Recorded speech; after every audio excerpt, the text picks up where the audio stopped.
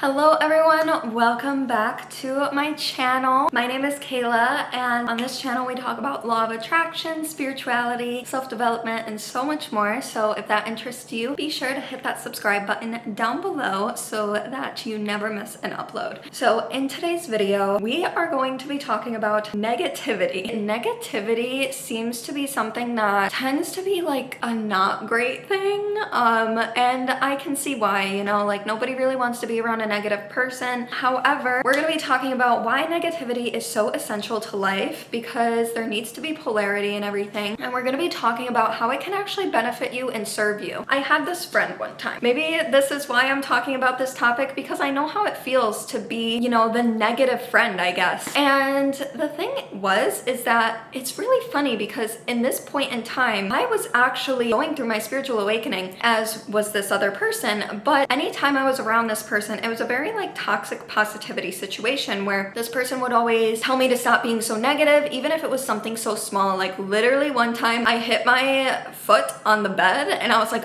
ow, that hurts so bad. And then like a little after that, like 10 minutes after, I'm like, wow, my foot still hurts. And this person was like, stop being so negative. And I'm just like, what? Like I can't feel my feelings. I can't feel that my foot hurts. You know what I mean? So maybe I was just in a really extreme situation. I think I was, not everybody acts like that, but it did open my eyes to how some people in the spiritual community can really see negativity as a really bad thing. And I'm gonna tell you how it can benefit you and how it can serve you and how it can serve other people around you as well. With negative emotions, we need to be able to feel them, because if we are not able to feel our negative emotions, we are not gonna be able to feel positive emotions if we can't even feel negative emotions. If you are going to suppress and suppress and suppress your shit and you're gonna be all happy, positive all the time, that stuff is still gonna be there and it's still going to be affecting you. Now, where the negative feelings come into play is like actually feeling your emotions, actually going through the emotions of feeling what you are feeling, because what does the healing is feeling, okay? You need to be able to feel those emotions so that you can be better, so that you can feel those positive emotions, and so that you can also empathize with other people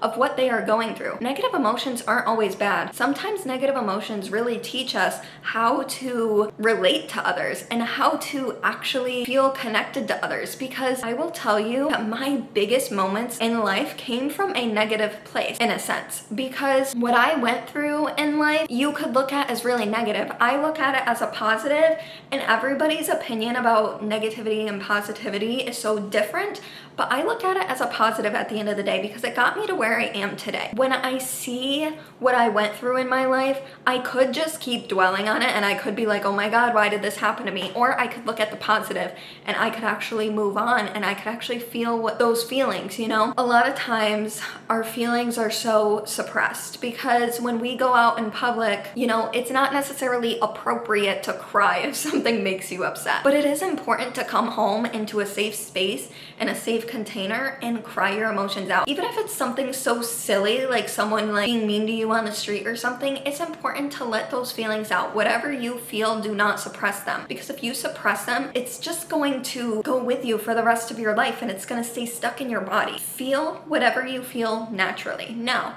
your perspective can be shifted. You can like say, oh, like that guy was just having a bad day or whatever. But if you actually feel hurt by that, it is important for you to actually feel the hurt. It is important for you to actually come home and cry it out or do whatever you need to do to get your emotions out. Each little thing can add up in your body and it will become so suppressed and it'll become a pattern in your life. And it won't be until you have a really big thing happening to you that you will realize what is going on. There have been so many moments where I've had epiphanies of like, oh my gosh, this is a pattern. I attract this so much into my life. Why? Because of the fact that I never felt my feelings when a similar thing occurred in the past. I never resolved that trauma. If you have a pattern in your life, these patterns happen in order for you to feel the repressed trauma behind it. These things need to be felt. It'll keep getting bigger and bigger, and a bigger thing happen, but very similar, and a bigger thing happen, and it keeps going and it keeps going until you're able to actually feel that emotion,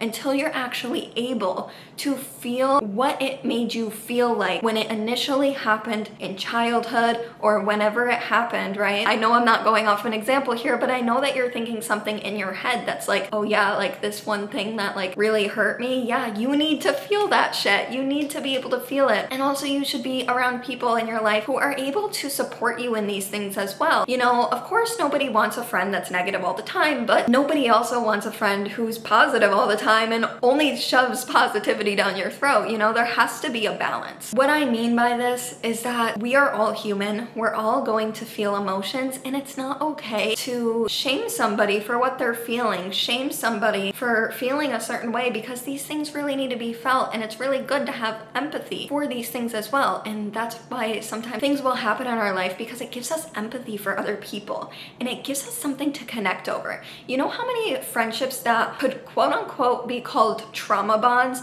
but actually the people that I've connected with have similar stories to me where we bond over it and we work through it together. We get through it together. Those are the types of friendships that you want to have. You don't want to have the trauma bonds where you dwell on it all the time and that's the only thing you're able to talk about, but you want to have friendships that like really support you and what you're going through, because maybe they've went through it as well and they have empathy for you. So it's really good to have a close-knit community as well. What I'm going after by saying this is saying that these things that have happened to you can really connect you to people in your life as well. It's not always a bad thing to have a trauma bond. It can really connect you to somebody who honestly could be your soulmate or could really have a benefit in your life. These people are meant to be in your life for a reason. So there's tons of positive things that can come from negativity if you just look at them in that way instead of dwelling on it. That is up for you to do. I'm not gonna tell you how to do this because it's all individual as well. It's all individual, and you are going to feel what you need to feel in the time frame that you need to feel it. It depends on what it is, you know. You don't want to be constantly dwelling over things that have already happened, but you want to allow yourself to feel them and release them. Something that I really recommend you do is somatic release breath work that can really help you with this.